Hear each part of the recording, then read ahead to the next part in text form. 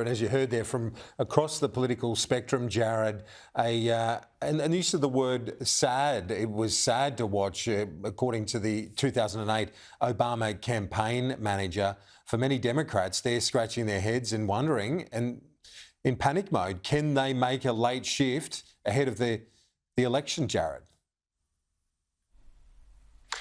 That's the question they're all asking. I mean, it's not much good news. There's a lot of bad news from tonight. Joe Biden's job was really to show up and to show he was lively and have a performance at least close to the sort that he had at the State of the Union earlier this year, where he showed he was lively. He showed that he knew the facts of the debate. He knew how to trade barbs with Republicans.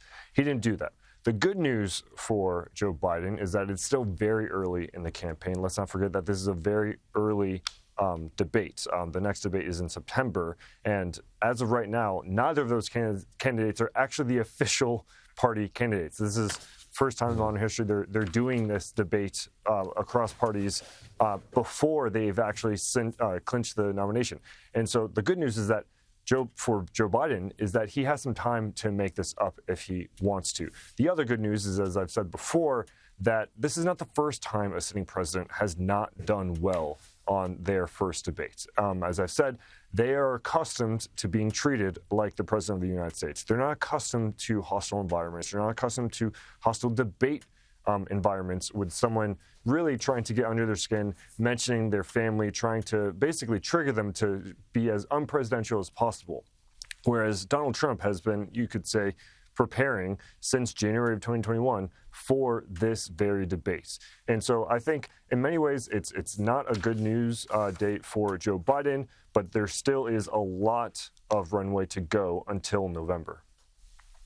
Yeah, and I think that's actually probably better news from the Democratic Party than Biden, because they can somehow look at a plan B, because the performance on tonight's effort really doesn't look like it can be viable heading into November. I want to play you a little of the exchange. This was on the issue of Afghanistan. Let's have a look.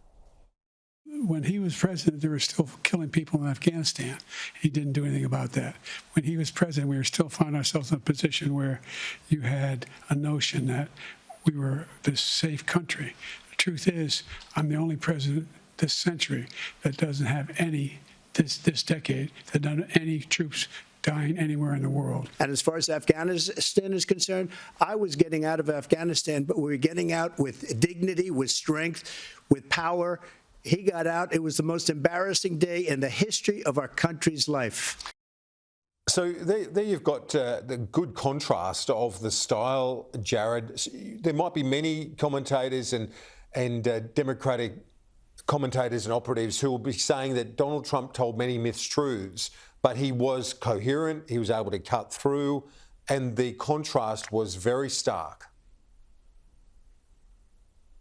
That's a really good point. I think a lot of people will try to judge debates on the policy and whether they answered the policy questions and whether their policies make sense, whether their sort of account of their policy platforms and their accomplishments are relevant. In many ways, though, these debates are not about policy. They're performative. They're about whether someone looks presidential. And right now, the Democrats are concerned that as much as Joe Biden, especially in the latter parts of the debate, was able to show that he is across a lot of huge policy debates, ranging from Afghanistan to Ukraine, that he did not show the part of the personality of what they want a strong and really confident U.S. president to be. And so, yes, Afghanistan, there's a lot of debate to be had there about whether Donald Trump really was executing the sort of withdrawal